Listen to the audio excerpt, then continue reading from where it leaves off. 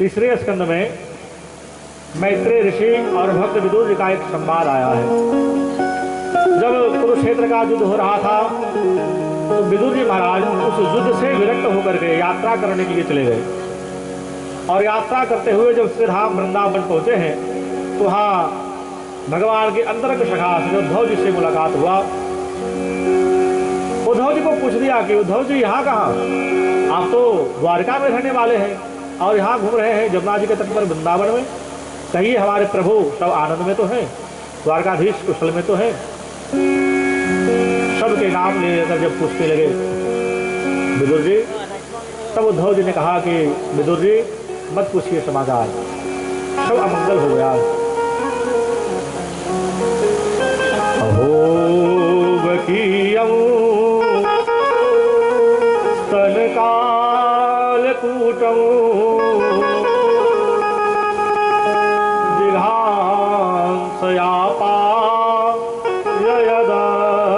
जिघांसयापाययदप्यसाध्वी लेवे गतिं धातृचितां ततोऽन्यं कं वा दयालु शरणं व्रजेमहम्। अहोबकीयं स्तनकालकूटं, हे विदुर जी, वह वकी बगुली पूतना जो अपने स्तन में कालकूट विष लगा करके आए थे भगवान को विष देकर मारने के लिए, वैसे उस दुष्टा पूतना को भी जिन्होंने सदगति प्रदान कर दी है, वो प्रभु अब इस धराधाम पर नहीं रहे, स्वधाम गमन कर चुके हैं। भगवान स्वधाम गमन किए, अब उनके समान कौन दयालु हो सकता है, अब हम किनके शरण में जाए। वहां पर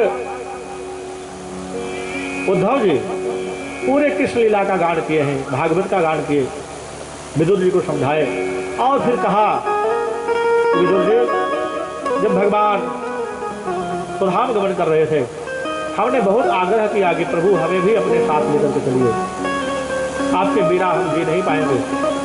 तो भगवान ने हमें समझाया, आत्मज्ञान करा करके भगवान ने हमें दिव्य उपदेश दिया और उस दिव्य ज्ञान प्राप्त कराने के बाद भगवान हमें एक पादुका दिए और आदेश किए हैं कि आप यहाँ से कुछ दूर बद्रीनाथ में जाकर के साधना करिए। इसलिए हे विदुर जी, हम बद्रीनाथ जाने के लिए निकले, मिलकर पुनः जुदा हुए, जाने लगे। तो विदुर जी ने पूछा कि उद्धव जी, एक निवेदन है मेरा। क्या?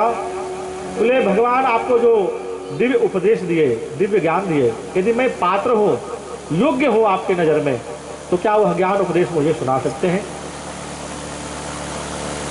उद्धव जी ने कहा कि विदुर जी, आपकी पात्रता में कौन संशय कर सकता है, भगवान के आप परम भक्त हैं। लेकिन भगवान ने आदेश दिया है मैत्रेय ऋषि को, यहाँ से कुछ ही दूर में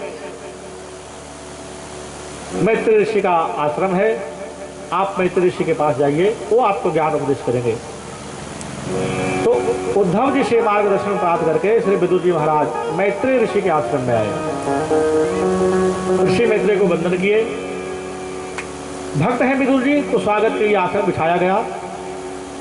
ऋषि को वंदन करके मनोभाव प्रकट करते हुए विदुर जी ने प्रश्न पूछा कि महाराज, प्रश्न क्या है? सुखाय कर्माणि करोति लोके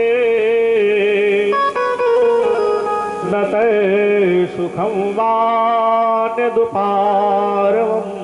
वा विन्देत भूयस्ततैव दुःखं यज्ञातयुक्तं भगवान बदेनः। विदुर जी का प्रश्न है कि महाराज, सुखाय कर्माणि करोति लोके, मैत्रेय ऋषि से पूछ रहे हैं कि संसार में लोग सुख के लिए कर्म करते हैं, लेकिन उनको सुख मिल नहीं पाता। दुख ना चाहते हुए भी दुख आ जाता है।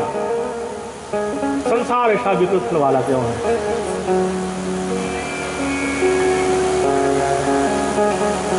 जो मरना चाहता है वो मर भी नहीं पाता, और जो नहीं मरना चाहता है मर जाता है।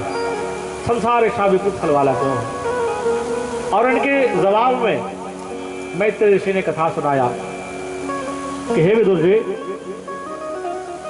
जाति, आयु और भोग ये तीनों कर्म के अनुसार व्यक्ति को प्राप्त हुआ है। पूर्व जन्म में जो हम कर्म किए हैं उसके अनुसार जो हमारा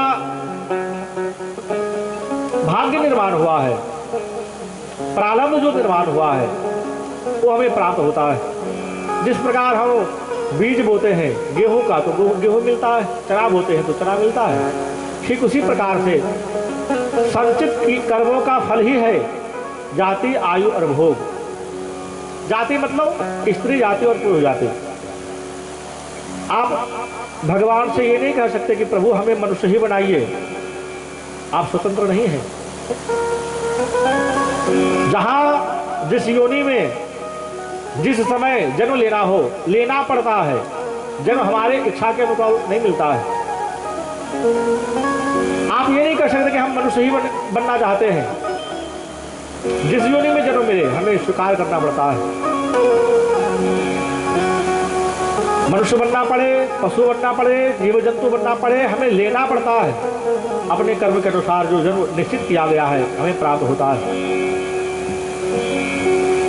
जन्म के समय हम अपने माँ पिता चॉइस नहीं कर सकते कि प्रभु हमें वहाँ ही जन्म दीजिएगा, उसके यहाँ ही जाना है। यदि ऐसा होता प्यारे तो गरीबों की कुटिया में कभी किलकारें नहीं गुंजती, सभी का ध्यान श्रीमंतों के यहाँ ही लगा रहता। प्रभु से सब पैरवी करते रहते कि प्रभु ध्यान रखिएगा, अगले बार हमको वहीं भेजिएगा। कहाँ? बोले मिस्टर अंबानी के यहाँ। जियो का नेट, जियो का हैंडसेट, सब सेट मिलता है वहाँ। लेकिन हम स्वतंत्र नहीं है चुनने के लिए। जहाँ जिस योनि में जन्म मिले हमें लेना पड़ता है। तो जाति भी पूर्व कर्म के अनुसार प्राप्त होता है। आयु भी व्यक्ति को अपने कर्म के अनुसार जो निश्चित हो चुका है उतना भोगना ही पड़ता है। वरना आप देखते हैं, अरे सड़क के किनारे पड़े हुए कई वृद्ध ऐसे बेचारे तब रहे होते हैं, ठंडी में गर्म कपड़े भी नसीब नहीं होता है, भाई वो वृद्ध हो जाते हैं। घर में कई लोग पड़े रहते हैं अपने पथारी में, बरसों भी ज्यादा है, कराह रहे होते हैं। वो भी बेचारे प्रार्थना करते हैं कि प्रभु अब शरीर छूट जाए। घर वाले भी राह देखते हैं कि कब इनका शरीर छूटे, लेकिन शरीर छूट नहीं पा रहा है। और कोई युवा और अपने ही शादी की प्रतीक्षा कर रहा होता है और समय आने के पहले वह सुधार जाता है। आयु भी कर्म के अनुसार जो संचित किया है, अपने कर्म के अनुसार जो निर्माण हुआ है उतना ही भोगना होता है। घटना घटने के बाद मन में ये भाव होता है कि चलो हमें ये करना था, ये कर लेते तो शायद ये घटना से हम बच जाते।